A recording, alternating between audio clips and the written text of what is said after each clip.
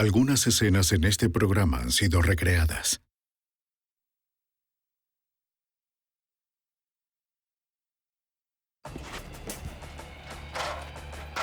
En un banco en las afueras de Los Ángeles, explota una pesadilla sin que nadie la escuche, sin testigos que hayan visto a sus astutos perpetradores. Es la incursión perfecta donde dinero y asaltantes desaparecen sin dejar rastro. Con pocas pistas para empezar, el FBI deberá hacer uso de sus instintos y su determinación para resolver un caso que luce imposible determinar. La evidencia se acumula, no hay sospechosos evidentes. Asesino en serie fugitivo. Ted Kaczynski es arrestado.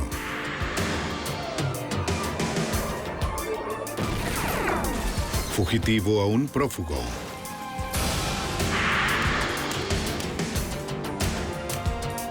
Los archivos del FBI. El robo de bancos es un crimen atrevido pero simple. Una máscara, un arma, una nota al cajero. Pero la incursión bancaria es diferente. Se necesita talento para desactivar una alarma y penetrar una bóveda. Soy Jim Kallstrom, exdirector del FBI en Nueva York. En 1972, ocurrió sin tropiezos la mayor incursión bancaria en el país. 8 millones desaparecieron. Ahora los agentes deberán rastrear una banda de criminales con dinero suficiente para desaparecer para siempre. El golpe perfecto. Laguna Niguel, California. 27 de marzo de 1972. Es lunes en la mañana en el Banco United, California. Y los empleados se preparan para abrir.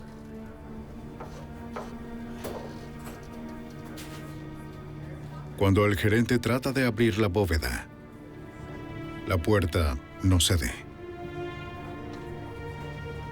Llamen a la empresa de seguridad.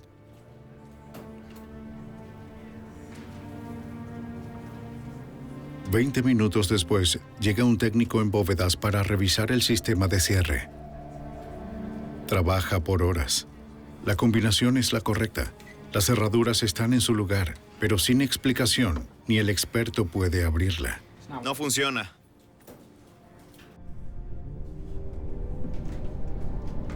Buscando otra manera de entrar, el técnico se sube a las vigas encima de la bóveda. Se sorprende al encontrar un hueco en el techo. Y más abajo, una segunda cavidad enorme que lleva a la bóveda. Agentes del FBI de la oficina de Santa Ana acuden de inmediato al banco. El primero en revisar la escena del crimen es el agente especial Jim Conway. Al llegar y subirme sobre la bóveda a través del agujero se podía observar muchos escombros de unos 2 metros de altura y esparcidos por el lugar.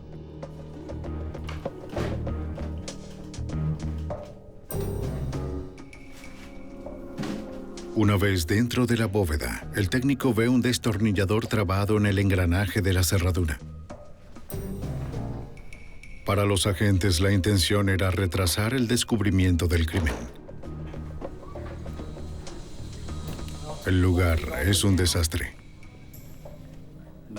Mi primera impresión fue que se necesitaría mucho tiempo y esfuerzo para resolver esto. No era algo que pudiéramos resolver solo con una escena del crimen. Solo unos pocos podíamos entrar y revisar la extensión de lo ocurrido, pero estábamos caminando sobre relojes, anillos, valores y todo lo demás porque estaba apilado en un desastre de cemento. El agente especial Frank Cali comienza a ordenar el caos. Todo estaba tirado en el lugar. Había mechones de cabello, todo tipo de estados de cuenta, fotos, cosas comunes que las personas meten en cajas de seguridad.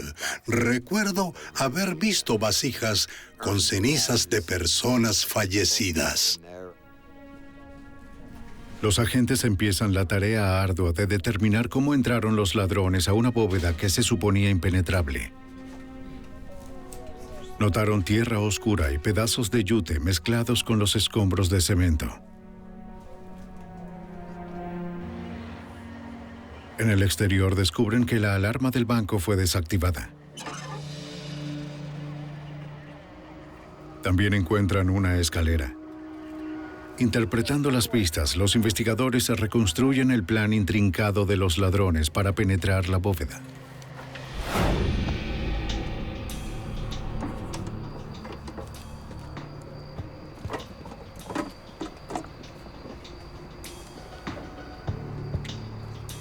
Desactivaron la alarma inyectándole espuma de poliestireno líquida. Esta se endureció fijando la claqueta e inutilizando la alarma. Luego los ladrones se subieron al techo.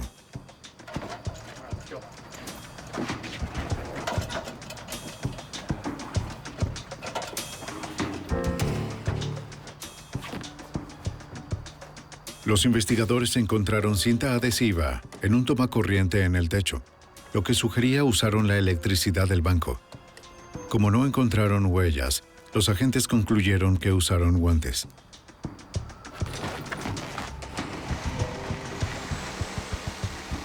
Con una sierra eléctrica, los intrusos abrieron un hueco de más de 1 metro en el techo.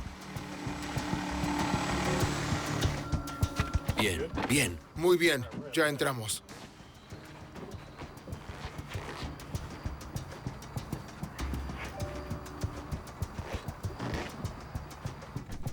Una vez que alcanzaron las vigas, sabían sin duda cómo evitar el sistema interno de alarma.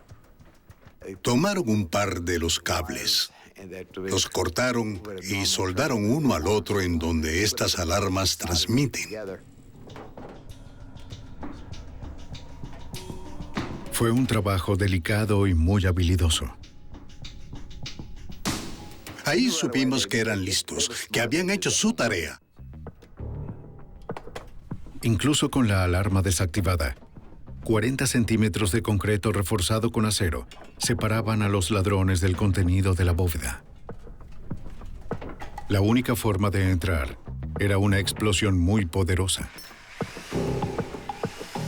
Los agentes creen que los bandidos perforaron el cemento y luego metieron dinamita y detonadores eléctricos.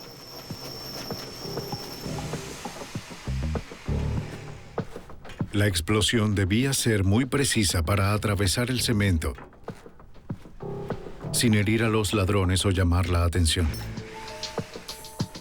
Los agentes concluyeron que los fragmentos de yute en el suelo de la bóveda indicaban que los ladrones fueron preparados. Colocaron bolsas con yute sobre los explosivos, no solo para amortiguar el ruido, sino para dirigir la carga hacia la bóveda y hacia adentro del concreto donde la querían, y no que explotara hacia donde ellos estaban.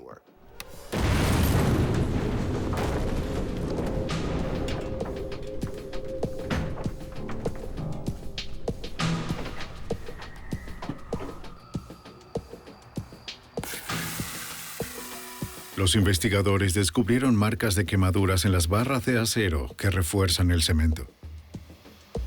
Concluyeron que los ladrones sabían que la explosión no rompería el acero y fueron preparados con un soplete de acetileno.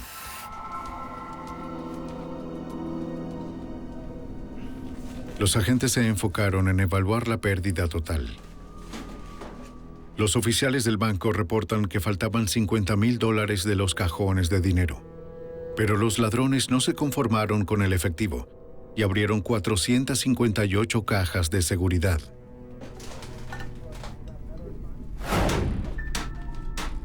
Los investigadores encontraron marcas de herramientas en las cerraduras y dedujeron que usaron un instrumento puntiagudo y mucha fuerza bruta para abrirlas una a una. Con cuidado revisaron cada cosa, dejando atrás lo que no querían. Lo increíble es que los bandidos fueron tan meticulosos que entraron y salieron sin ser vistos ni oídos. En 1972, la mayoría de los bancos cerraban los fines de semana. Los agentes concluyeron que los sospechosos se aprovecharon de eso. Parecía que habían entrado y salido varias veces durante el fin de semana. Era probable que entraran un viernes en la noche y no salieran de allí hasta bien entrada la noche del domingo. Los ladrones no solo habían logrado un crimen largo y complejo, sino que lo hicieron sin dejar una huella dactilar. Aunque los investigadores encontraron un guante marrón de algodón, brocas de taladro, ninguno pudo ser rastreado. Agentes y adjuntos recolectaron los escombros para mayores análisis en el laboratorio. Pero sin evidencia aparente ni testigos, enfrentaban un difícil reto para identificar y ubicar a un grupo de criminales muy hábiles, incluyendo a expertos en electrónica y explosivos. Los investigadores volcaron su atención en determinar todo lo perdido en las cajas de seguridad. Sería muy difícil, ya que los bancos no tienen registro de su contenido. Lo normal en un robo a un banco es el efectivo faltante, es tener que encontrar, por ejemplo, $350,000 en efectivo. Pero en ese punto no sabíamos qué era lo que faltaba. Y era una zona muy pudiente. De forma que era evidente la posibilidad de que se hubiese perdido una gran cantidad de dinero y material. Los investigadores empiezan la tarea ardua de clasificar y catalogar cada artículo dejado en la bóveda. Luego, tras entrevistar a cada titular de las cajas, pudieron conocer los detalles de las joyas que faltaban, monedas de oro raras y bonos al portador. Mediante un proceso de descarte, crearon poco a poco una lista de los bienes robados. La pérdida de $50,000 en efectivo del banco parece insignificante, ya que el valor de los objetos faltantes suma más de $8 millones. El golpe se había convertido en la mayor incursión bancaria en la historia de Estados Unidos. Sin evidencias físicas, los investigadores esperaban desarrollar pistas, tratando de pensar como los bandidos. Pensamos que debieron necesitar oxígeno para romper las barras, así que investigamos hospitales, distribuidores de oxígeno y lugares del estilo. A pesar de que revisaron cada distribuidor de oxígeno en la zona, no encontraron nada. También pensamos que usaron algún tipo de taladro y que debía ser uno grande. Así que sondeamos lugares para encontrar cualquiera que hubiese vendido o alquilado un taladro así.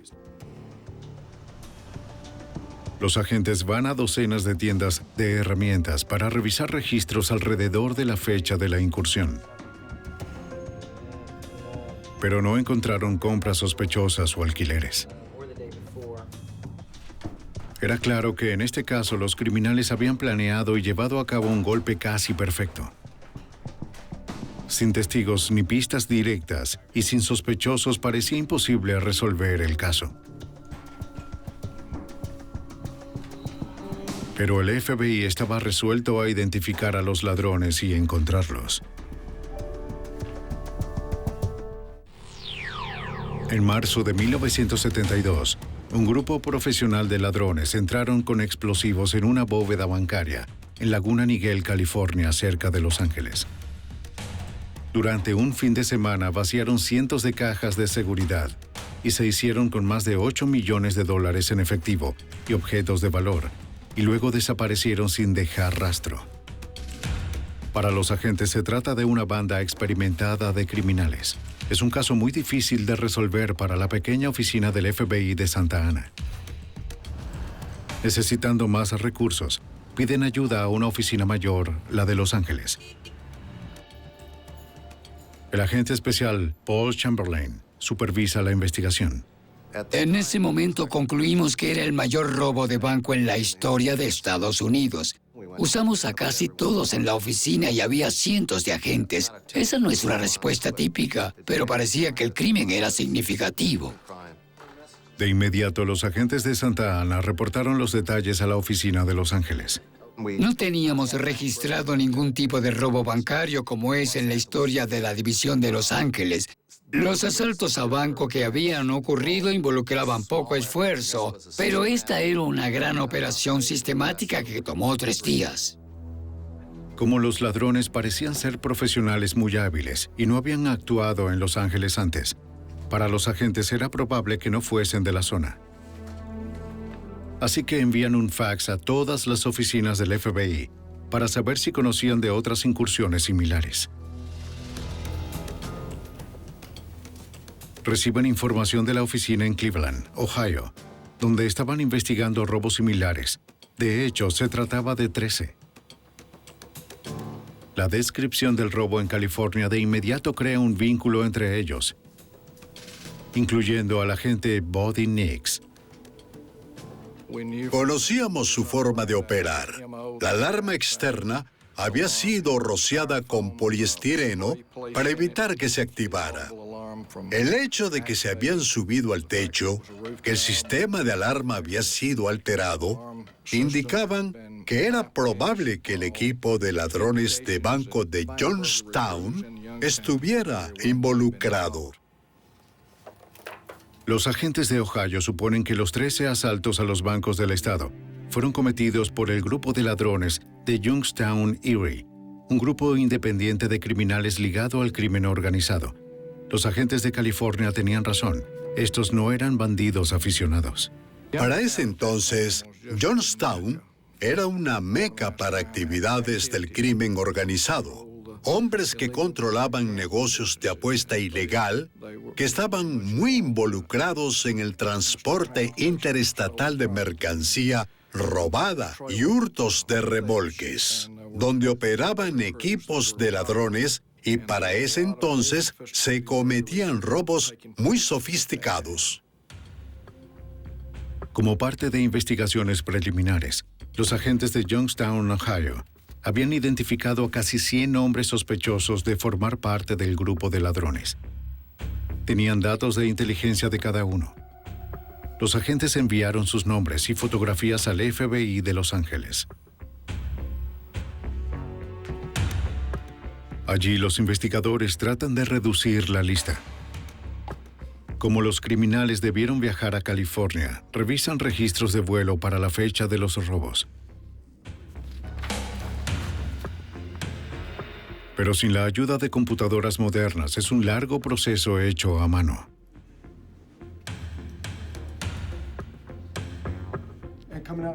Luego de una búsqueda exhaustiva, encontraron los nombres de 5 hombres de la lista de Youngstown que habían abordado un vuelo reciente a Los Ángeles.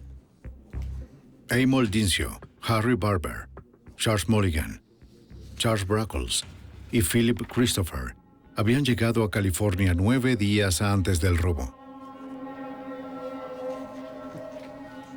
El sexto hombre, James Dincio, llegó en un vuelo distinto el día anterior al robo. Finalmente, los agentes tenían algunos sospechosos. James Dincio y su hermano Emil Dincio. Los agentes revisaron la información obtenida de 6 miembros del grupo criminal. Todos tenían largos expedientes por robos menores en hogares y negocios. Primer sospechoso que Y habían pagado penas cortas. Emil Dincio parecía ser el cerebro de la banda, el líder. Él planificaba los golpes y escogía el equipo para ejecutarlos. Charles Brockles. Este tipo tiene... Charles Brockles es un experto en explosivos y electrónica. Conoce muy bien de alarmas bancarias. Los agentes creen que Philip Christopher era el que servía de vigilante para la banda. Es conocido por su experticia en robo de... El resto de los miembros eran familiares del líder y era probable que ayudaran con trabajos menores. Está el hermano mayor de Emil, James. Un rostro que solo una madre amaría. Y Charles Mulligan, el cuñado de Emil. Aquí tienes. Te va a encantar este sujeto. También está el sobrino de Emil, Harry Barber. Denle un vistazo a este sujeto. Los hombres eran todos criminales profesionales de larga data y bien conectados con el crimen organizado.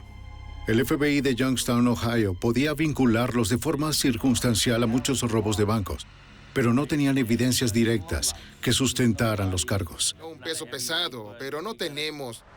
La única información que vincula a los sospechosos al crimen es que todos estaban en Los Ángeles para la fecha del robo.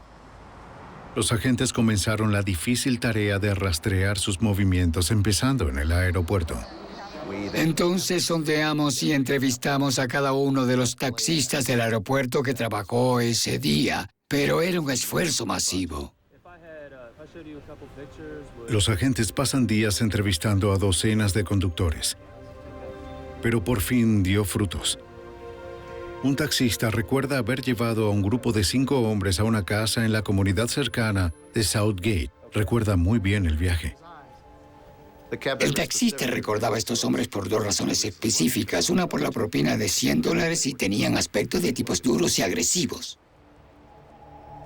Los agentes consiguen la dirección de los registros del taxi y deciden ir. Pero hay un riesgo. Temen que si los sospechosos se percatan de que investigan el robo, pueden desaparecer. Tienen que arriesgarse. Es la única pista que tienen, según el agente especial Gene Conway. Teníamos que interrogar a alguien, debíamos darle inicio a nuestra investigación y nos inquietaba que el resto de ellos se diera cuenta de que estábamos al menos cerca de identificarlos. Los agentes confirman que la casa de Southgate pertenece a la familia Barber. Ronald Barber, hermano del sospechoso Harry Barber, acepta ser entrevistado, pero es evasivo. No teníamos una orden o nada en ese momento, no teníamos nada positivo para vincularlo. Pero mientras más hablaba, más parecía saber y más nos impresionaba que sabía mucho. Ronald Barber afirma que los 6 hombres nunca estuvieron en su casa. Los agentes todavía no tienen evidencia directa, pero creen que la historia de Barber puede ser al menos en parte cierta. Notan que la casa parece muy pequeña para albergar a Ronald y los otros 6 hombres. Los agentes concluyen que algunos deben haberse alojado en otro lugar. Así que se despliegan revisando un hotel tras otro, empezando con el más cercano al banco. Agente especial Frank Cully. Imaginamos que estos eran tipos que gustaban del lujo, sabían que obtendrían un gran botín, así que se alojarían en un lugar agradable. Tocamos la puerta de cada hotel bueno del condado. Es un trabajo tedioso y largo a pie, pero no se dan por vencidos. Señor, soy del FBI. Por intuición, uno de los agentes decide tomar un enfoque diferente. A un agente le pareció que era probable que no se alojasen en los mejores hoteles, y por su cuenta entró en un hotel de camioneros. Y para su sorpresa descubrió que Amol Dincio se había alojado allí. ¿Está seguro? Amol Dincio es el líder del grupo de ladrones. Los registros muestran que su cuñado Charles Mulligan también se alojó allí cerca de la fecha del robo. Agentes revisan su tarjeta de registro y encuentran un número de matrícula. Ese es Dincio. Rastrean la matrícula a la dirección de Southgate de Ronald Barber. Ahora los investigadores tienen 7 sospechosos, los 6 de Ohio y el local Ronald Barber. Todavía no tienen nada que vincule de forma directa a los hombres con el crimen. Pero la investigación por fin está avanzando y el FBI se está acercando.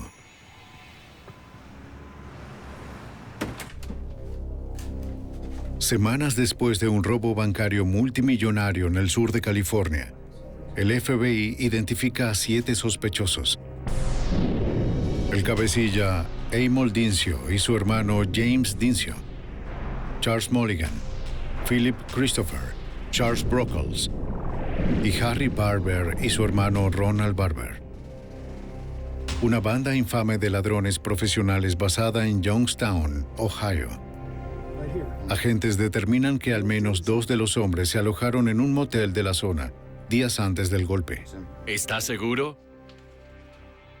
El agente especial Paul Chamberlain está convencido de que los hombres son culpables, pero no tiene evidencias para probarlo. Por referencia uno sabe quién está involucrado, pero se necesita tener referencia en una corte federal. Los agentes consiguen una orden de registro de llamadas del motel y descubren una serie de llamadas a un residente local, Earl Dawson. La investigación de antecedentes arrojó que había sido militar de la Marina con entrenamiento en municiones y explosivos. Y como ocurrieron importantes explosiones en el banco, se convirtió en un objetivo de interés para nosotros. El agente especial Frank Cali descubre otra conexión interesante. Dawson es de Youngstown, Ohio, la base de operaciones del grupo de ladrones. Así que de nuevo tenemos otra señal. Y dijimos, tenemos otro golpe de suerte. Tenemos la conexión entre los chicos de Youngstown, los Dincios, sus compañeros y Dawson. Los agentes deciden abordar a Dawson en su casa y convencerlo de que debe cooperar. Le muestran fotos de Emil Dincio y sus socios y le preguntan si los conoce. Dawson es reacio a hablar. Sabiendo que Dawson es un ex militar de la Marina, el agente especial Cali apela a su sentido del deber. Earl era muy patriota y yo soy un ex militar de la Marina, así que usé eso. Le dije, vamos, Earl, tú sabes, estuviste en la Marina, serviste a tu país. Le dije, Earl, es importante, es un gran caso. Y me dijo, ¿de qué se trata? Le dije, ¿has oído algo sobre el robo del banco en Laguna Niguel?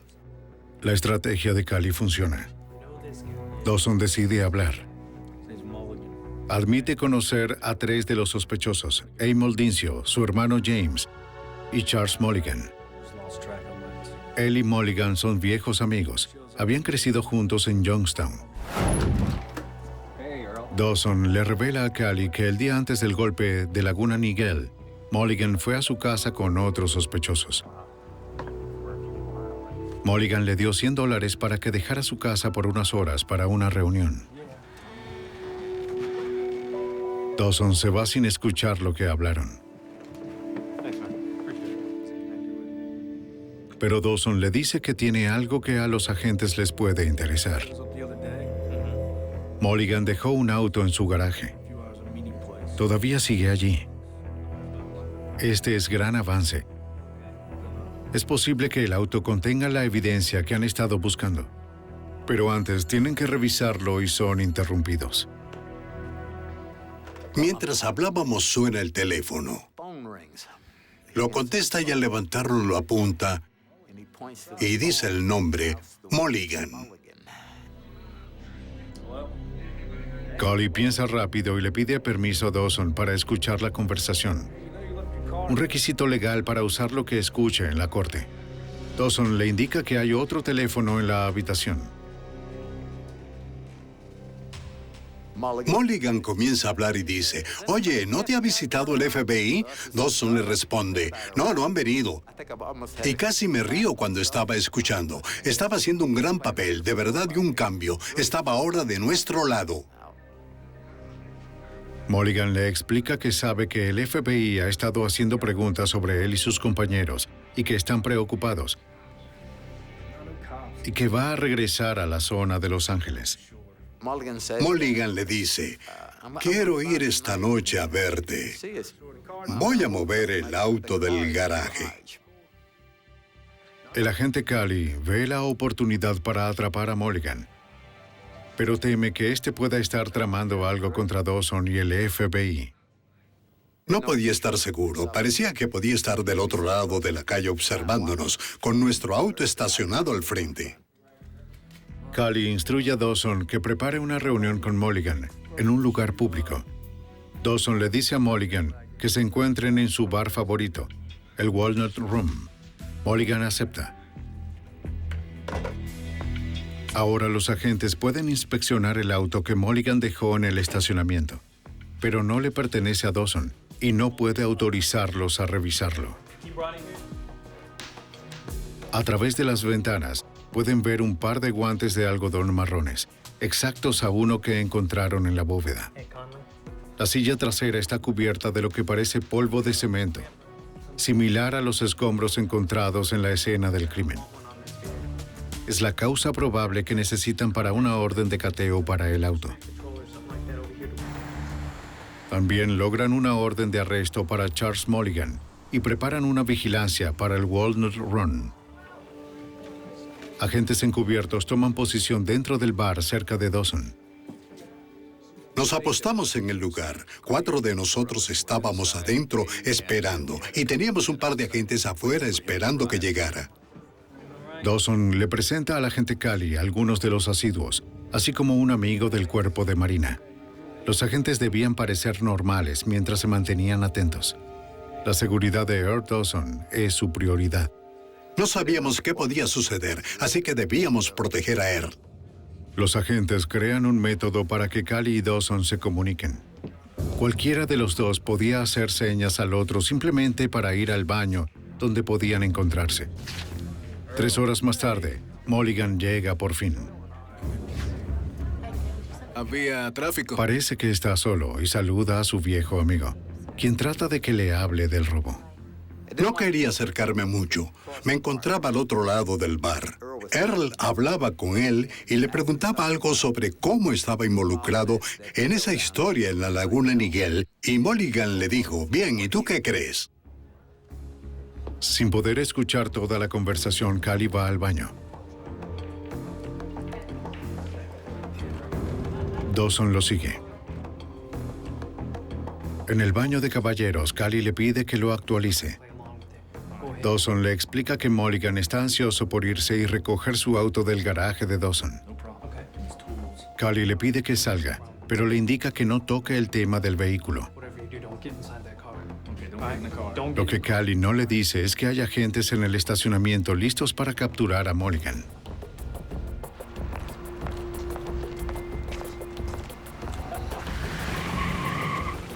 Por fin, los agentes hacen el primer arresto del caso. Mientras detienen a Mulligan, simulan arrestar también a Dawson para esconder su apoyo a las autoridades. Mulligan es acusado de robo bancario. No se resiste al arresto, pero cuando los agentes tratan de interrogarlo, se niega a hablar. Esperan encontrar respuestas en el auto que quería recoger.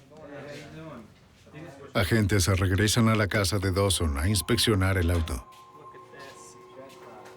Encontramos un taladro grande usado para perforar y otras herramientas que consideramos que pudieron haber sido usadas para cometer el crimen. Agentes recuperaron monedas robadas junto con mechas de taladro, sopletes de acetileno, martillos y otras cosas que también pudieron ser usados en el golpe en Laguna Niguel. Y nos sentimos muy bien por eso, que habíamos dado algo valioso, un jonrón. Técnicos en evidencia enviaron todo al laboratorio del FBI en Washington, D.C. para ser procesado. Como los analistas tardan días, agentes de campo revisaron más registros telefónicos del motel. Un número es de una agencia inmobiliaria en Laguna Niguel, California. La gerente le muestra un condominio que ella le alquiló a los sospechosos Ronald y Harry Barber días antes del robo. Los Barber le dijeron que tenían planes de quedarse 3 meses, pero se fueron después de solo 3 semanas. No daños ni problemas. Ella nos pudo precisar las fechas exactas en que llegaron y se fueron. Los hombres se mudaron de repente el 27 de marzo, el día en el que el crimen fue descubierto. La gerente autoriza a los agentes a revisar el condominio, desde donde puede verse el banco robado.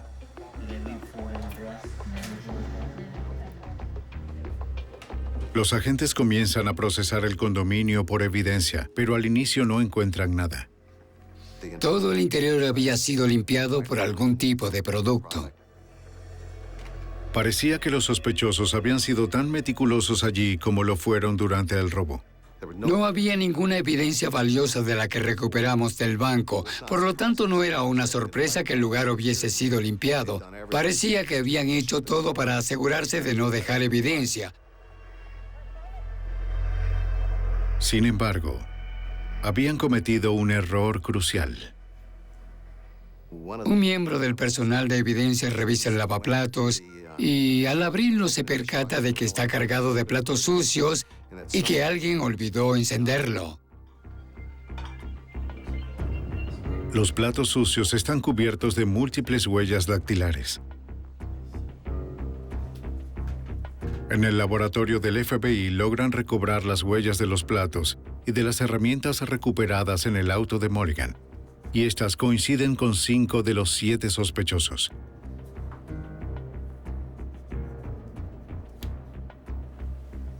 Expertos en marcas de herramientas examinan las dejadas en las cajas de seguridad y las comparan con un martillo encontrado en la maletera del auto de Mulligan.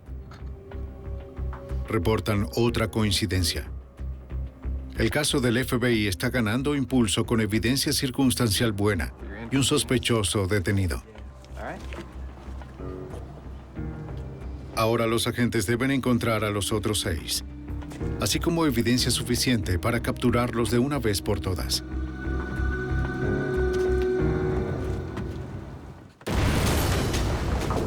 En el sur de California, el FBI logra conectar un equipo de 7 miembros de un grupo criminal organizado y basado en Youngstown, Ohio, a un robo de banco multimillonario, al recuperar herramientas del auto del sospechoso Charles Mulligan usadas en el robo.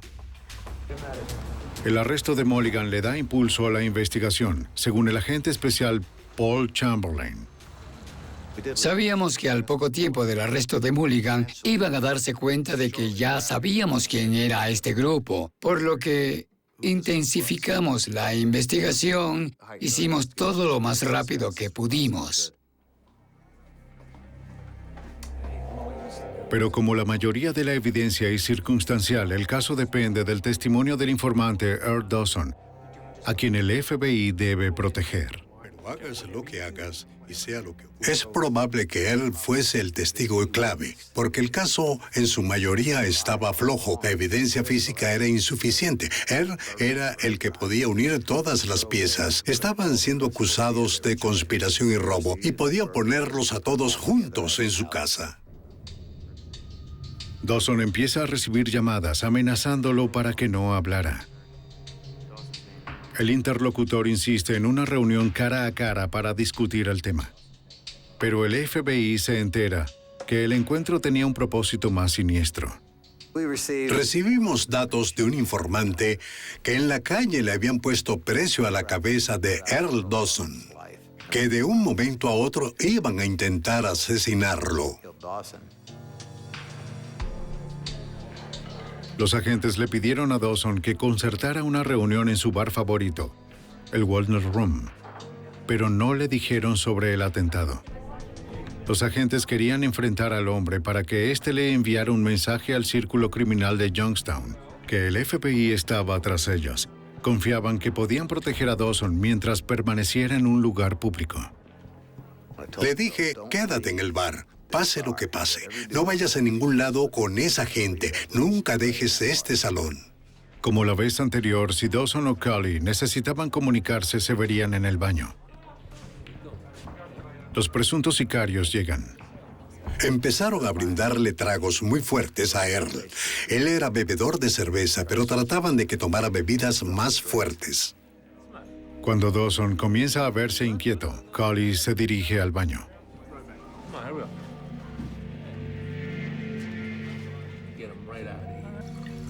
Dawson le dice a la gente que está asustado. Los sicarios quieren que se vaya con ellos. Le dije, Earl, no te vayas de este lugar con ellos. Créeme, no te vas a ir. El agente Cully le pide a Dawson que espere en el baño. Escúchame, quédate aquí y ya vuelvo a buscarte. Está bien. Solo quédate aquí. Los agentes deciden abordar a los hombres. Le dicen que saben a qué vinieron. Para los sicarios el mensaje es claro. Aléjense de Dawson. No tuvieron problema en irse y fueron llevados al aeropuerto, donde fueron escoltados a un avión y partieron del sur de California. Para garantizar la seguridad de Earl Dawson, el FBI lo incluye en el programa de protección de testigos. Luego los agentes van tras el resto de los sospechosos.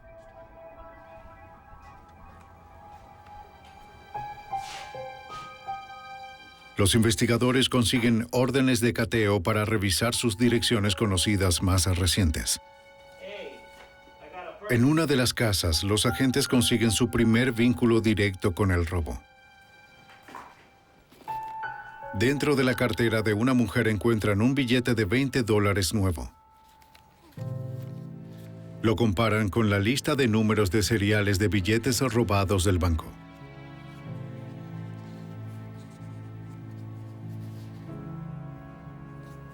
El billete coincide. El agente especial Buddy Nix del FBI de Youngstown recibe el dato de un informante que indica que los miembros de esta banda se caracterizan por enterrar el efectivo robado hasta poder lavarlo con seguridad. Identificamos un terreno de unas 8 o 10 hectáreas donde nos habían informado que parte del botín había sido enterrado. Por días estuvimos cavando, usando picos, palas y sensores. Y por último, alquilamos una excavadora. El terreno está al lado de una propiedad de James Dincio. Después de más de una semana cavando, los agentes dieron con el botín. Desenterraron varios cofres pequeños repletos de millones de dólares en efectivo y bonos que pudieron rastrear al robo del banco de Laguna Niguel. Luego los agentes reciben otra pista. Un vecino del líder de la pandilla, Amol Dincio, llama a la policía y reporta haber encontrado una cava enterrada en su jardín. Contiene casi $100,000. Justo aquí el señor Dincio. Los seriales de los billetes coinciden con los del banco robado y encuentran huellas dactilares de Amol Dincio en la cava. Con más evidencia directa contra la pandilla, los agentes comienzan a hacer arrestos. Primero acuden a la casa de Ronald Barber en Southgate, California. Llegan con órdenes de cateo. La única persona en la casa es la madre de Ronald. No lo sé, no está... Los hermanos han desaparecido.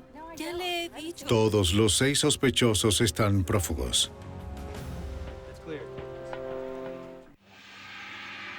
3 meses después de un robo bancario multimillonario, el FBI cuenta con evidencia sólida contra 7 miembros de un círculo criminal organizado.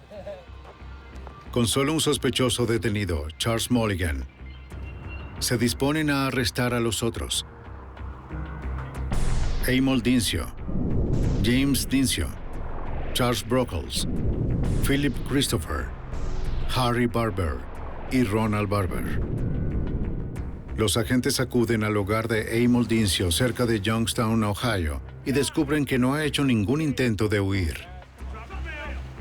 Debido a su actitud y aire de arrogancia, el señor Dincio de verdad creía que estaba por encima de la ley y era el tipo de persona que creía que podía hacer las cosas a su manera. Cuando los agentes arrestan a Dincio, cargaba $537 en efectivo robados del banco de Laguna Niguel. Les sorprende que los otros miembros de la pandilla también son fáciles de encontrar. En solo unos días, las autoridades arrestan a James, hermano de Amol, en el aeropuerto de Ohio. Su equipaje de mano estaba repleto de más dinero del robo. Agentes hacen su cuarto arresto con Phil Christopher. En su apartamento descubren más de $32,000 en efectivo robado escondido en su closet. Con arrogancia, los 3 hombres insisten en su inocencia y se rehúsan a cooperar. 2 meses después, agentes capturan al experto en alarmas Charles Brockles y logran un avance. Deciden enfrentarlo con la evidencia y le explican que lo pueden encerrar por décadas. Le ofrecen un trato. A cambio de toda su cooperación esbozando al grupo de ladrones y sus crímenes, los fiscales retirarán todos los cargos contra Brockles y lo colocarían en programa de protección de testigos. Y acepta la oferta. Las autoridades han capturado a 5 de los 7 sospechosos, todos menos a los hermanos Barber. Son extraditados a California e imputados con los cargos de conspiración, robo y hurto mayor a un banco asegurado federalmente. Mientras que en la cárcel, Amol Dincio alardea con otro recluso sobre el robo y le pide ayuda para derrotar los cargos. Dincio le confió una gran cantidad de detalles que no le convenía compartir. Hizo que este otro recluso lo ayudara a comprar una coartada para la fecha del robo al banco. Pero Dincio escogió al cómplice equivocado. El otro recluso era alguien que había tenido contacto con autoridades policiales en muchas ocasiones en el pasado y se dio cuenta de que lo que le habían contado podría ser de importancia para alguien y nos contactó. ¿Y este compañero de celda? Con la esperanza de reducir la sentencia por su propio caso de robo, el recluso les cuenta a los agentes sobre la confesión de Dincio y el plan de comprar una coartada. La coartada era que el señor Dincio estaba en la habitación de un motel en Las Vegas con una prostituta e incluiría evidencia física mostrando que estuvo allí. El FBI le prepara una trampa. Le dan al recluso un contacto para Dincio. Se trata de un agente encubierto que le dará a Dincio lo necesario para su coartada. Dincio pica el anzuelo. En la sala de visita de la cárcel, se reúne con el agente encubierto que juega el papel de un amañador, un criminal experto en resolver problemas. Dincio recibe lo que solicitó, una ficha de registro del motel donde se alojó y le coloca su huella dactilar, una lista de espectáculos y el nombre de una prostituta con la que estuvo, y eso se convirtió en parte de su defensa posterior.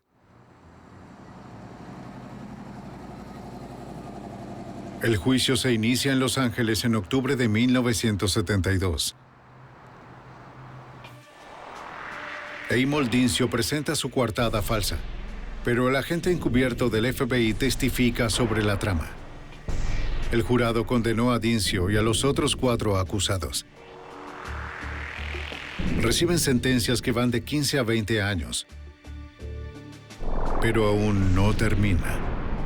Todavía están prófugos 2 sospechosos, Harry y Ronald Barber. Unos meses después, el FBI recibe el dato que ambos hermanos están viviendo en un apartamento en Rochester, Nueva York. Los agentes acuden al lugar y Ronald Barber les abre la puerta. Es arrestado y enviado a California, donde un jurado lo condena y sentencia a 15 años. Se niega a decir dónde se encuentra su hermano Harry. Pasan 8 años y Harry continúa prófugo. Luego, en 1980, una mujer en Brookville, Pensilvania, contacta al FBI. Y sabía que él y sus amigos... Le dice a los agentes que su amiga está viviendo con un hombre que le contó que había cometido un famoso robo bancario en California. Porque su familia... Y que su nombre verdadero es Harry Barber. Harry Barber. Estaba preocupada. La mujer le dice al FBI que en un intento de llevar una vida legítima, el fugitivo está trabajando en mantenimiento en un campamento local. Los agentes se movilizan y lo arrestan. ¿Harry Barber? ¡Harry Barber! ¡FBI! ¡Suba las manos y suelte los cables! Harry Barber es declarado culpable y sentenciado a 20 años. Finalmente, los agentes pueden cerrar el caso del robo bancario más largo en la historia de Estados Unidos. Las autoridades creen que Amol Dincio y su pandilla cometieron más de una docena de robos a bancos, llevándose más de $30 millones en total. Al encerrarlos, agentes del FBI de Ohio hasta California lograron detener a uno de los círculos más sofisticados de ladrones de bancos de todos los tiempos.